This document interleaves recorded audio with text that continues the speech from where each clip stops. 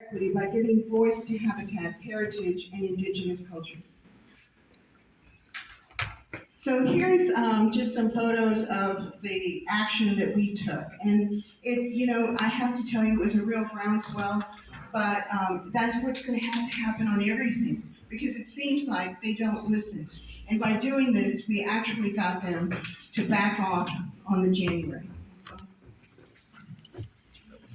So this presentation is really about how to save these trees. And I have given this presentation to the city's department, the director, and a few of the council people. So the project, I was on the Parks Bond Committee. And so I definitely know what was said in there, and I still have my binders. And it did not talk about chopping down trees. It did not, talk about any of that. What it talked about was restoring some heritage structures, and one of them being the wall. Currently, they have spent 1.9 million, and we have about 7 million to finish the project. One of the arguments was that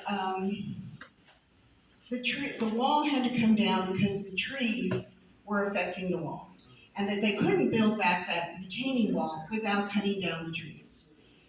And so I went to Blue Star where there was retaining walls and bald cypress and heritage trees, photographed them all to show that this is the recent work. This was done less than 10 years ago. So that you can see they cohabitate fine. Ben Milan cypress tree, there you have a retaining wall, and of course everyone knows the Ben cypress. And there's nothing wrong with that retaining wall. Next slide. Here we have the Brackenridge trees. And so we have them running along the retaining walls here. Some of them at 15 inches, some of them at 5 inches, and there's no problem with them, right? This is the civil engineering plan that gave us pause, where everybody said, "Hold, wait a minute." And all of the yellow trees are the ones that are heritage trees. That means that they are over the 50 years old, or they have a diameter, right, of 42 inches or 45 inches. But they are the ones around Lambert Beach that we're talking about mostly to save. And that blue line indicates where that retaining wall is. And you can see how they're going to obliterate all of the trees. Next slide. Time myself. This is the existing conditions. And the existing conditions is that there's about 6 feet that sets back where the retaining wall is, and then you can see the heritage trees behind it. So they're saying that they want to build the wall back in exactly the same place, and they're saying the Texas Historic Commission has said that it has to be done in the same place. Now, I have worked with Texas Historic Commission on San Jose, on Alameda, on Thomas Jefferson High School, all landmark buildings. And so I know how Texas Historic Commission works. You can provide them with alternative solutions, and they will consider them if they make sense, right? If they make sense, Texas Historic Commission is, they are all professionals. They don't go and say, "Oh, absolutely, it has to stay here." If we give them a reason and we give them a way, they would approve it. So what we're saying is, let's move this wall up to the edge of the water line on the river. And by moving the wall, we'll give enough room for the roots to grow for decades. And this will improve, the seating and picnic areas, on the upper level under the trees. Now that ledge was really used by the bathers. It was used when people swam in Lambert Beach and they sat on the edge. This was never anything more than a seating area, which no one's going to be swimming in Lambert anymore. So we can take that section back. So here's the existing condition showing you the trees, and then on the right, proposed location and how it would look, which it would be, seamless. The other thing that we're suggesting is that we take down that metal fence with that ugly green and put a nice wood fence that goes between the zoo and the park. I mean, it's really a horrible fence. In any event, and the other thing is that the maintenance for our parks has been abysmal. And those walls were not touched for decades. Historically, they've always moved them. So you can see as we move the wall out, there's an existing fin wall that was probably built maybe 20 years ago or after the swimming wasn't going to happen, because people would walk to the edge and without that fin wall, I mean, it was very, very dangerous. So they put that fin wall on. So we pulled the wall out, we align it with the fin wall, and it's very seamless. Next slide. So this is the site and the proposed, what they had proposed to go. So all of the purple trees are the ones that we're saying should stay, because before they had it was red, and the red indicates removing the trees. On the far right-hand side, you'll see a bridge, and there's this acequia thing that they want to put in, which cuts the road that now goes behind the pump house.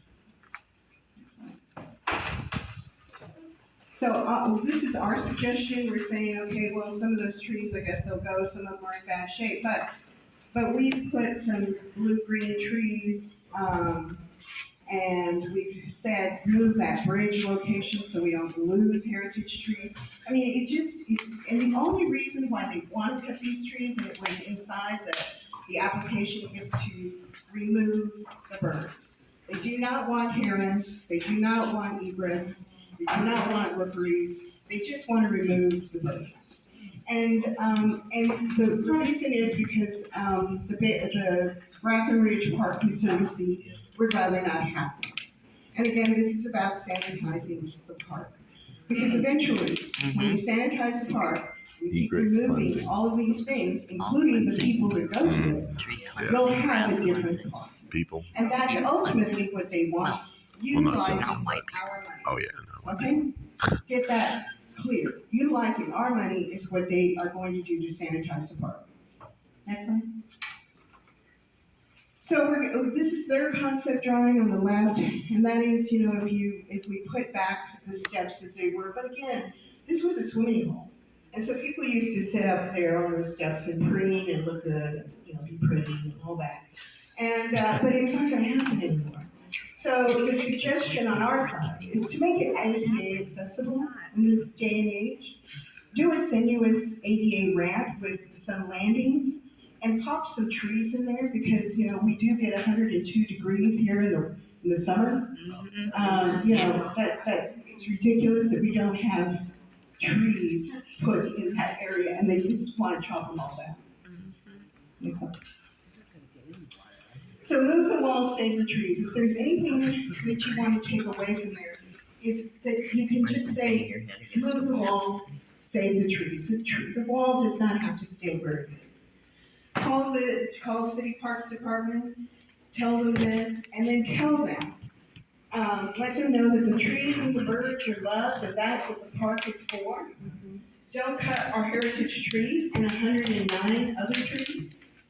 Don't privatize our parks, because what the Breckenridge Conservancy is all about is it's a fund. What you saw happen to Hemisphere Park and how it was absorbed, right? Now it's all privatized. That's what they want to do to Breckenridge. There's already been talk about housing on there. They're already talking about the $64 million sunken garden amphitheater, which is only going to lead to cutting down more trees. And it ultimately say no to the 2022 park bond project. I will tell you, as a bond committee member, I have seen the misuse of the funds, and I think we just need to put a pause. Let's put a pause on it. They haven't even spent the $7.2 million on Breckenridge. All we've done is gone back and forth. I don't know where the $1.9 million went. Can't figure that out. Yeah. But somebody got paid. Wow. Somebody's driving that. So here's the list. Remodeling. Nuremberg, Mario Bravo, Jalen, Homer Garcia is the Parks Director, and David McCleary is Assistant City Manager. It's over this. Now, the last meeting, David McCleary actually apologized and said, I think they did put in the application, they were going to be removing the birds. And so, we caught that. Okay, we caught them. I hope that we can, with your help and other people's help, continue the effort to save those trees, the rookeries, and our park in general. Why in the hell, Are they? why in the hell do these people think that visitors to the park don't like to hear the sound of birds singing? Well, isn't They're trying to make it into the Pearl. Grace? Where does the Federal Migratory Bird Act fit in? Like, isn't that against the law It is. to disturb